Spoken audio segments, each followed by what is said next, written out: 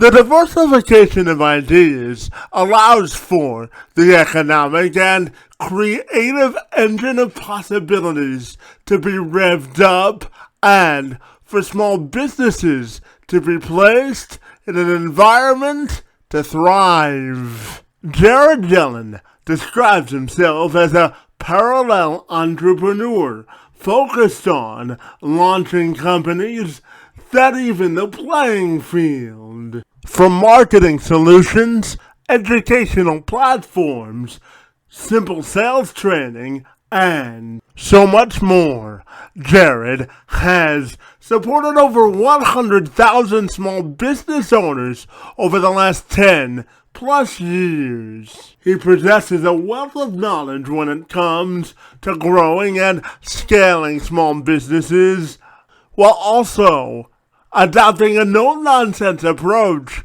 which allows everyone he encounters to have the same and equal footing when it comes to finding their own pathway towards success. Yellin's approaches are practical and proven to business, which focus on an increased need for diversity, equity, and inclusion for all entrepreneurs. He took some time out of his schedule this week to join me to have a conversation about business diversification, scaling businesses, and creating environments where everyone has a chance to dip their toes into the pool of entrepreneurial success.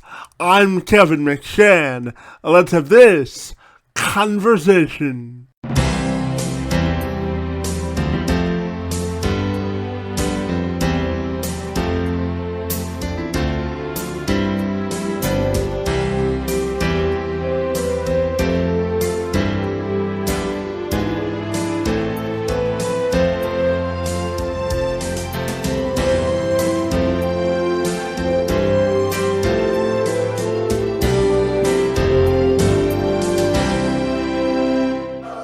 Good to see you this morning, and I'm super excited to talk to you about your journey in entrepreneurship, buddy. Great to see you, and thank you for a few minutes. Listen, Kevin, it's my honor. I love what you're doing, bro. And I'm an open book, so I want to give you the permission to ask me anything, and I'm just excited to serve you and to serve your community as well. Yeah, absolutely. So my first question for you this morning, Jared, has to do with the word freedom, because I know it's a big part of your business journey and your childhood. So I'm wondering if you can tell me all about it. Yeah, so great question. So when I was 19 years old, 20 years old, I had this realization, which was eventually I'm going to become a dad. And I knew it wasn't at that point. I also know that most young men, when they're 20, they're not thinking about becoming a father unless they're going to become a father. But for me, the reason I was thinking about it is I was reflecting on my childhood. And my parents went through a pretty intense divorce when I was about 5 years old. Now, I'm sure there was worse divorces than theirs, but it was rather grueling. If somebody were to ask me what's one word to define my childhood, I would have said loud. Like there was just nowhere for me to go for peace, like nowhere for me to go to serenity, nowhere for me to go for like certainty. It was just like this roller coaster ride of emotions and restraining orders and fighting and economics. And it was pretty grueling. So when I was 20, I realized this was a point of demarcation in my life. Like I can make decisions today that will forever change the trajectory of my future children's life. And I started thinking about what type of father I wanted to be.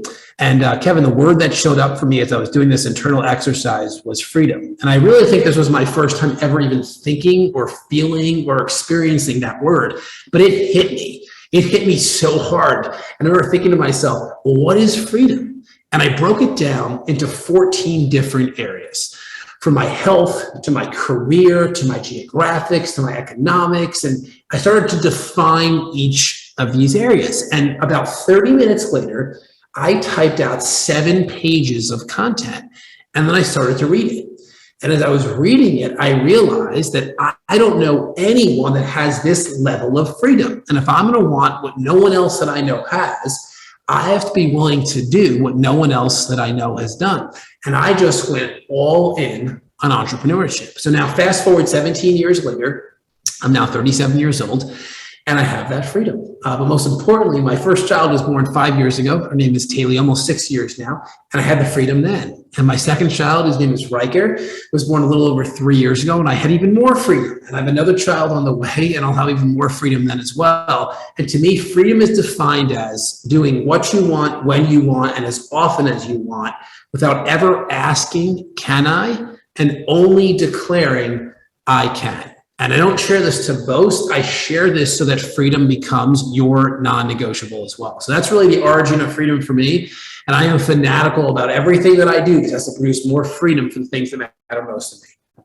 Yeah, absolutely. And now, Jared, you describe yourself as a parallel entrepreneur, and you're focused on building or supporting businesses and companies that level the playing field, buddy. So tell me all about it. So it's interesting. So it's not self-proclaimed, the parallel entrepreneur thing. About a year and a half ago, I had a friend of mine who said to me, Jared, you're a parallel entrepreneur, not a serial, because a serial is more of a linear thing. Like you build and scale and sell a company, and then you launch and build and scale another company, and you kind of do it like this linear path. Parallel means you're actually doing it at the same time. And when he said it, I was like, yeah, that makes sense. That is what I'm doing. Because what we've committed to do at Project 10K is build, scale, and sell 10,000 tech companies over the next 10 years. I know that probably sounds slightly crazy, but we are way more onto something than we are crazy. And what we're actually doing here is we are democratizing and decentralizing the technology industry. So what democratizing means is we've created a seat at the table for everyone. Now, it's not a free seat. You got to earn your keep, and there's certain characteristics of what we call ideal co-founder that must be present in order for us to actually give them one of those seats. But that seat is for women of different ethnicities and young adults and mature adults and people with different socioeconomic backgrounds and educational backgrounds. So democratizing means we've created an even playing field for everyone that is the right person with the right idea in the right market and the right business model to be able to co-found their tech company.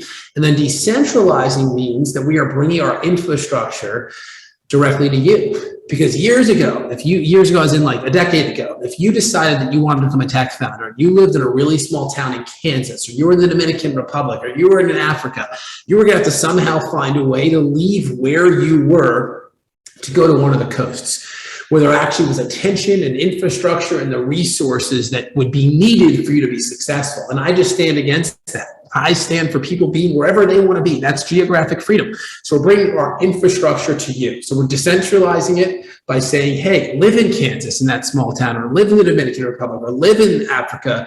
We're bringing the Project 10K infrastructure to you so that you can go on a journey to build, scale, and sell your company with our support.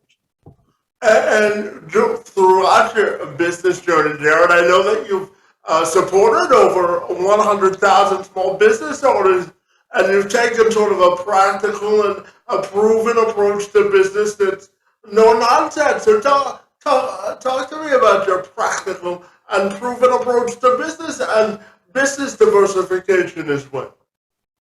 So one of the things that I think many small business owners struggle with is they get the shiny object syndrome.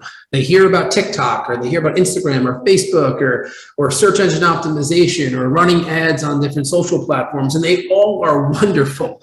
But there's nothing that works more consistently than the fundamentals, the blocking and tackling, the stuff that wins championships, right? That's what always works. The algorithms have no impact on the fundamentals. Leaders at these big tech companies can't influence the fundamentals. The fundamentals are the fundamentals, and what they consist of are building relationship capital.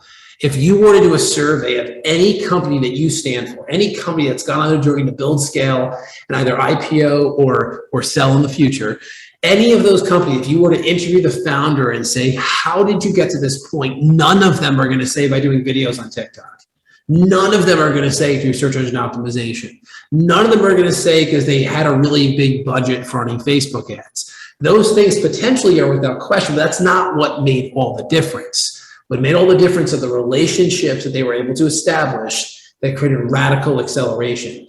So over the years, over probably close to 15 years now, I've been working with small business owners like John and Jane Doe, the chiropractor, and Bob, the real estate agent, and Mary, the insurance representative, and Christine, the doula. Like, I work with small business owners who often feel they're at a disadvantage because they don't have the technological know-how, they don't have the marketing prowess, they don't have the budget. And I always tell them, but what you have is the most precious asset, which is you have relationships. You have people that know, like, and trust you, people that want to support you.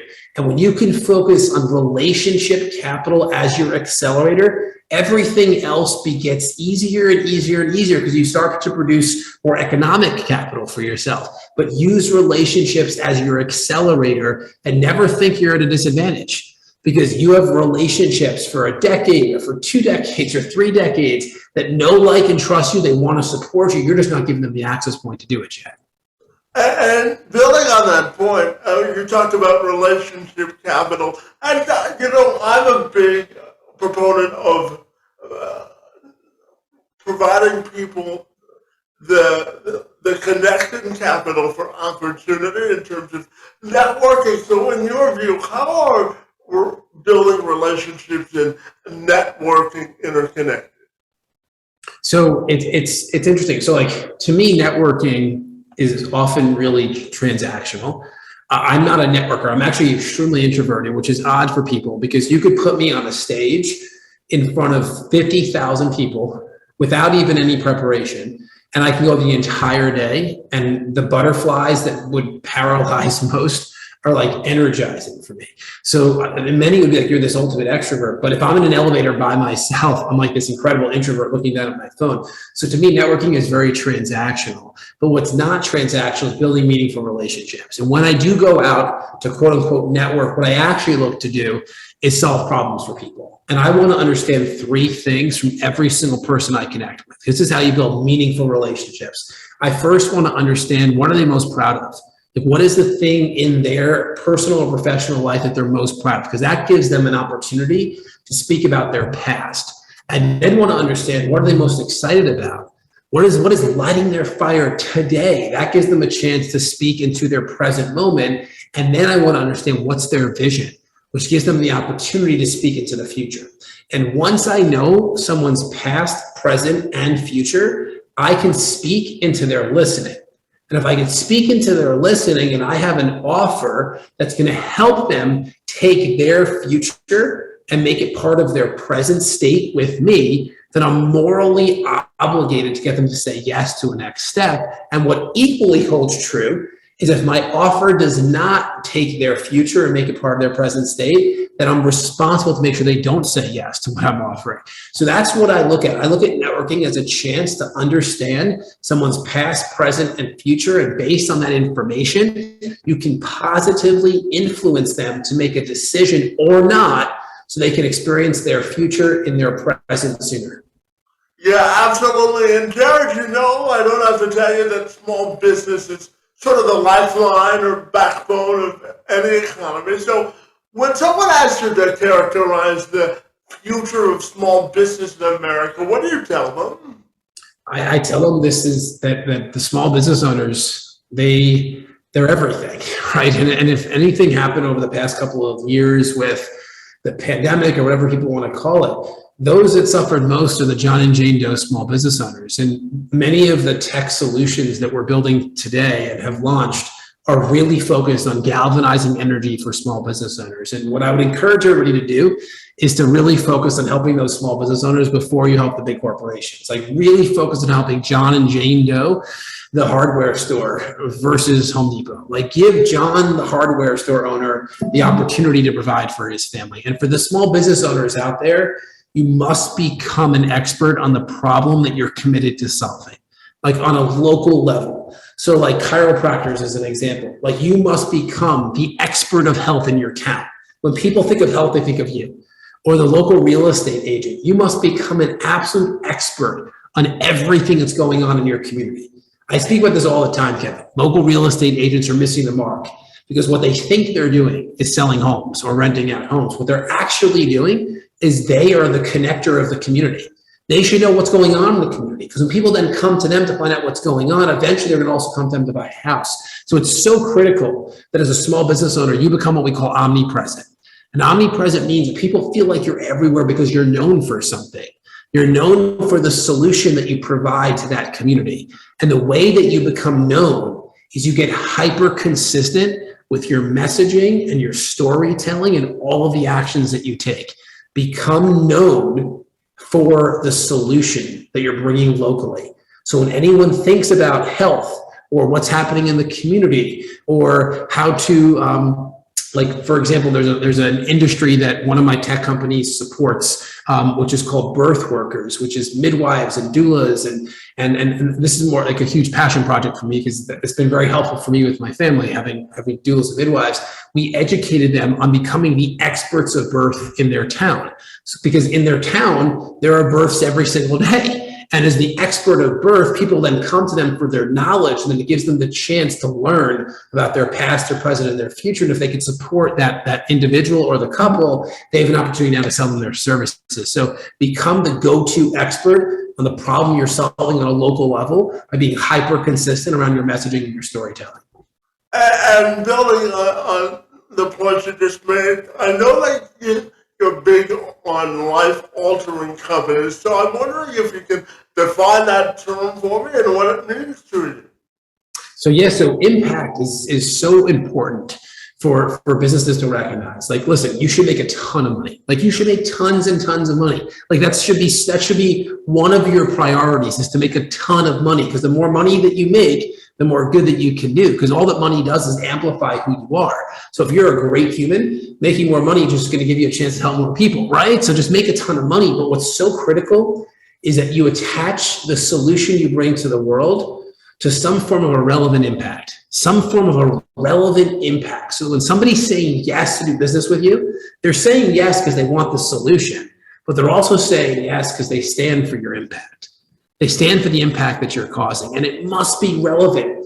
We see many people in business trying to find just like different random nonprofits to associate with because it sounds good. It sounds good, but what it doesn't do is it doesn't produce the outcome that you're looking for.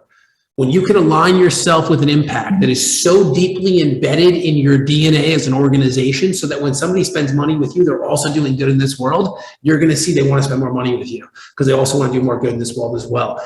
Find or create the right impact and then attach it to the services that you or products that you deliver, and watch what happens to your business with regard to growth. And I know when we talk about growth, Jared, I know that part of your business story has been wanting to be a business mentor, because I know that business mentors have played a major part of your success. So tell me about the impact of business mentorship and what it means to you. So to me, having a mentor is like a North Star, and mentors really in different domains of your life. So what's really important though, and this is one of the things that, like, for myself that I've learned the hard way, is often what you'll see from people that you aspire to become is not what reality exists within their life. So anyone that I would deem to be a mentor, I actually got to really know them. And I got to realize that often what they're saying is not how they're living. So for me, what I look for in mentors are people that are speaking what they are versus speaking what others should become.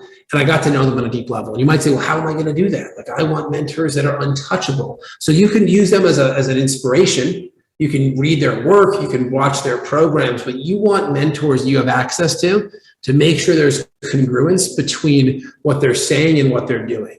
Because if there's not, there's a real high likelihood of a chance that you're not going to be able to produce the outcome that you're looking for. So it's so important that people are in alignment by what they say and what they do, not just what they say.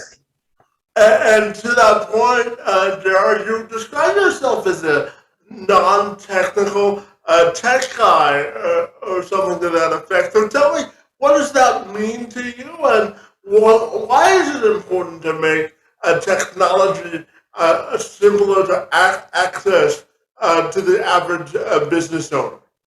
So I'm non-technical, yet I've catalyzed a project called Project 10K, which will build, scale, and sell 10,000 tech companies in 10 years. So what I mean by this is there's not an engineering bone in my body. My skill set is I know how to write marketing copy and I know how to sell, but I somehow found a way to build and scale one tech company now to tens of thousands of paying users to marketing software for small business owners. And once I figured out how to do that once, I also realized what other people just like me, the non-technical tech founders need.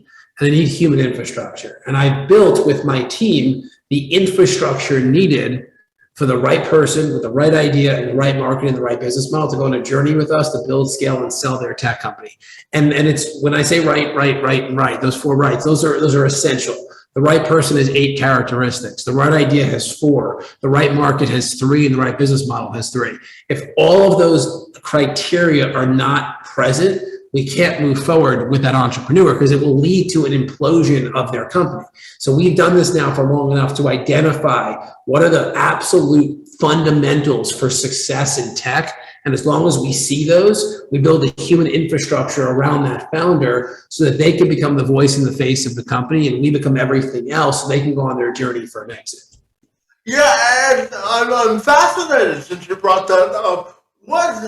I wonder if we can dive a little bit deeper in your evaluation process in the companies that you work with. What makes a good company for you to work with, and what doesn't? I'm fascinated to know. So the right person has 8 different characteristics. I'll try to speak into a few. So one of them is they're an expert on the problem they're committed to solving. The second, and there's 8, so I'm just going to share a few of them. They have to have strong levels of self-esteem and self-confidence, because being on the journey of entrepreneurship is just challenging. It doesn't mean you're not going to have moments of doubt, but they have to be moments of doubt. Like, they cannot be hours or days or weeks of doubt, because that will absolutely slow down your ability to grow and to prosper. And you also be able to sell. So being able to sell your vision as a co-founder in Product 10K, or even just a founder in the world, is absolutely critical. The reason I've gotten to where I am is so I can consistently sell the vision. And by selling the vision, I get people that are on the peripheral that want to get on the field with us to support what we're doing. So the right person is everything. As long as the right person is present, then we dig into their idea. And the idea, what we're looking for, is it viable within a realistic time frame? Because what we don't do is we don't go on the journey of 3 or 4 years before one of our ideas is going to see the light of day. We have to be able to launch what we call a minimum viable company within 60 to 90 days from starting, so that the market can tell us whether or not we're onto something. We don't want to go 3 to 4 years to then gain that data. We want to know as quickly as possible. We also want to make sure that what we're looking to solve is a big enough problem in the world, because there's a lot of inefficiencies in the world. Not all of them require a tech company as a solution. We also want to understand, like, is the timing right? Like, is the timing right for the solution? Next up is the market. So we look at the market. What we're identifying, is it a red ocean, which is highly competitive, or a blue ocean, which means there's no competition in sight, or a pink ocean, which is optimal. And in a pink ocean, what we're looking for is that your end user already knows there's an inefficiency. They're just not finding an optimal solution. So they already know it. They're seeking out a solution. They're just not finding one that's optimal. And either they're doing nothing or they're duct taping a solution together. In addition, we want to understand, how do you plan on reaching the market? Like, how do you even get to your end user? If it was all up to you, what would you be doing right now? How do you get their attention? How do you get their credit card? How do you get their feedback? And then how big is that market, and how much of the market do you believe that you can absorb and take over? This is helping us really come to a thesis around your market. And then with the business model, it has to become financially viable quickly. It just has to be. So many people in the space of entrepreneurship, they look at things like Instagram or Clubhouse or some of these platforms that have gone on to become unicorns, billion-dollar companies with 0 revenue model. And for every one of those, there's tens of thousands that never even reached the light of day because they just weren't able to become financially viable. So I'm not against the tech company that has no business model, but what then the founder needs to be is an extraordinary fundraiser, because somewhere the money has to come from. It's either going to come from individual people, or it's going to come from venture capital or private equity or angel investors. So what we look for ultimately is just a strong revenue model, specifically what we call SaaS, which is software as a service, a subscription service that either people are paying for personally or professionally. Because if you can become a utility in their life, which means that they begin to not know how to live without you, then you've really struck an opportunity here. So it's right person, right idea, right market, right business model. There's a lot of criteria within those spaces, but that's what we look for as entrepreneurs come through our process. And when we talk about sustainability, when it comes to life and business prosperity, and how do you think those two things are welded together, and how they can impact your quality of life?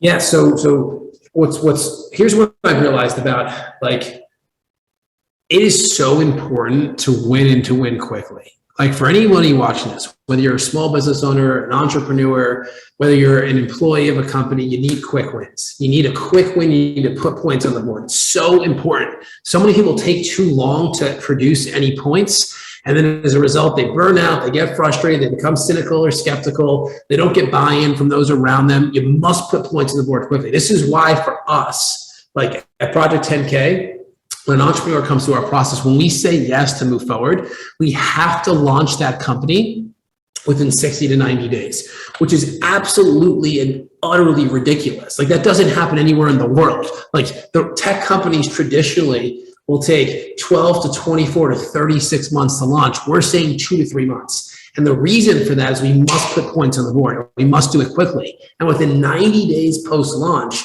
we must hit what we call a KPI, a key performance indicator. That's not easy and not impossible. So we're putting points. We need to win. So as a business owner that's watching this, you need to find a way to win. You need to find a way to put points on the board and do it quickly.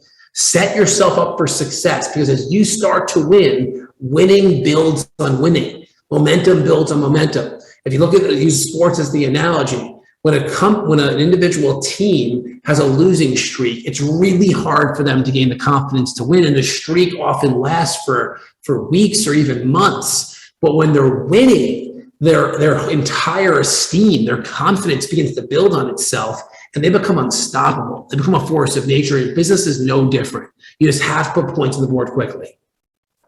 And Jared, I want to share just a little bit about myself. You may already know this, but I was born with what's called spastic quadriplegia cerebral palsy.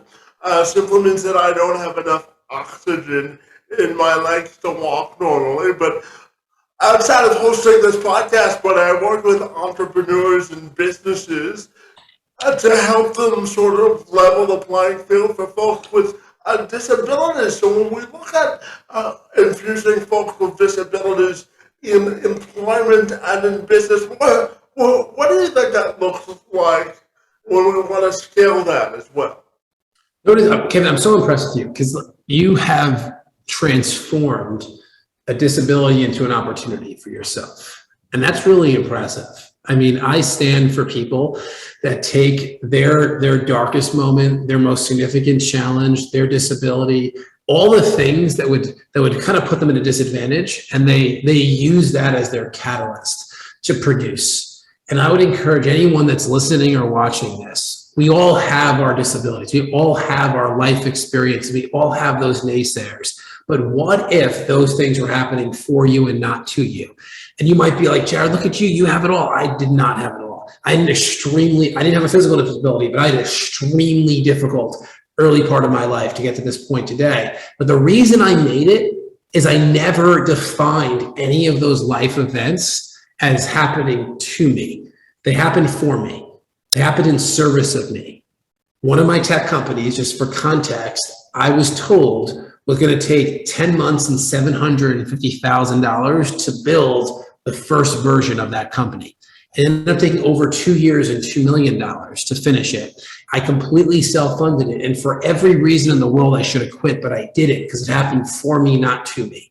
It happened for me, not to me. And Kevin, you're an epitome of that, my friend. Like, your life experience with regard to the disability that you're born with, it's happening for you and not to you, which is why you're doing so much good with it to serve so many others that might not have the same perspective. And I absolutely admire you and acknowledge you for doing that. Well, I appreciate the compliment and the kind of words. It's most appreciated. And I know, Jared, I can't get you out of here without asking you about your family and your value system or your value proposition away from work, because I know that's a big a part of who you are and what you stand for, buddy. Yeah, so I have a beautiful wife named Lindsay. I have two children, Taylor and Riker, and then one on the way.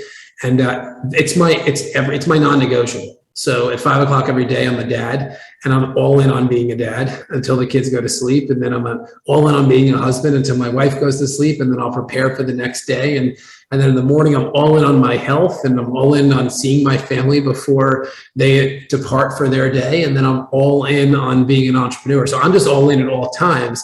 I'm just focused on different things to go all in on. But my family is my absolute driving force. They are the reason I do what I do, and every decision that I make, it's to create more freedom for me to be with my family and to provide them with more freedom as well. People often ask me, like, Jared, you're doing so many things, like something has to give. Nothing has to give. Like nothing has to give. My health gets better every day. My relationship with my wife gets better every day. My relationship with my children gets better every day. My businesses get better every day because I've committed. It's a non-negotiable for me to have it all. But my all starts at home with my 2 and soon to be 3 kids and my wife, Lindsay. And on that point, my final question for you today has to do with celebrating the wins in life and the legacy you want to leave, because I know you've given some thought to that, so I'm wondering if you can share it with me this morning. So I have built a really interesting support network inside of Project 10K because I don't ever feel the need to celebrate ever. Like I'm a journey entrepreneur, so like it's a marathon for me. Like I don't need the day by day celebrations or the end of the year. Look how well we did. Like I'm on a marathon. As long as my kids are proud of me and my wife loves me more each day, I've won. So that to me is my trophy. But I built this support circle around me of people on our team that make sure that we celebrate everything. Like we define everything as press-worthy, literally everything. We probably put out more press releases as a project across all of our companies than everybody else in the world combined, because everything is press-worthy. We want to announce everything. We want to share everything. We want to celebrate everything, from an individual company incorporating to defining their brand, to launching their company, to making their first $1 million. Here's the lesson in all of this. Is make everything that you do press worthy. And if your default is not to do that, because my default is not to do that, then make sure you build a support circle around you where someone defaults to shining light on every part of your journey. So that when you can look back, you can see how far you've come. In addition to that, when you shine light on the journey, it gives more people a chance to support you on that journey as well. Absolutely. And finally, Jared, tell me, if people want to get connected with Project 10K or yourself, personally, what's the best way they can do that, buddy? I want to challenge all of you here right now. I know you have a tech idea. Everybody does. Kevin, you have a tech idea. I know you do. Everybody has an idea that they scribbled on a napkin and they're like, someday, some way, I want this idea to become a reality. Well, that someday, some way is right now. And I invite you, every one of you, Kevin, you as well, head over to project10k10.com and just fill out the form. Just start the process with us. We have an entire process that we take you through to refine your idea, to pitch us your idea, to go into due diligence with us, and to ultimately co-found a tech company with us. I want to invite you, execute on your big and audacious idea that lives on a piece of paper, because every company that exists today, every company that you can't live without, from Tesla to Google to Virgin, every company started on a napkin. So what if your Tesla is on a napkin right now? What if your Google's on a napkin right now? The majority of napkins will live in a graveyard. When you depart, they go with you. But what if they had a chance to get executed on? I'm not here to pep you up. I'm not here to inspire you. I'm here to challenge you to submit your idea. Project10k.com. Kevin, I want to see one of your ideas as well, my friend, so that we can potentially co-found a tech company together. Fabulous. Well, Jared, I really want to thank you for your time and expertise this morning in the field of entrepreneurship, your obvious passion and dedication to this field is obvious, buddy, and I want to thank you for your commitment, for making a difference, and for joining me this morning. It's most appreciated. It's awesome, man. I really commend you again. I'm here to support you in anything that you do. And as we always say, together we achieve more. Appreciate you.